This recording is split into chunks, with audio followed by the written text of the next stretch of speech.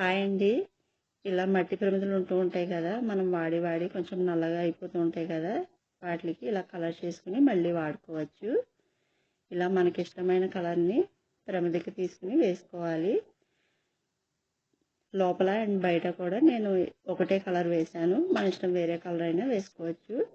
తర్వాత మధ్యలో గమ్ పెట్టి ఇలా ఒక ఇమిటేషన్ మిర్రర్ని అంటిస్తున్నాను. ఇలా అంటించిన తర్వాత మిర్రర్ చుట్టూ స్టోన్స్ అంటిస్తున్నాను. మన ఇష్టం అండి, స్టోన్స్ లేకపోతే పెయింట్ డాట్స్ అన్న పెట్టుకోవచ్చు.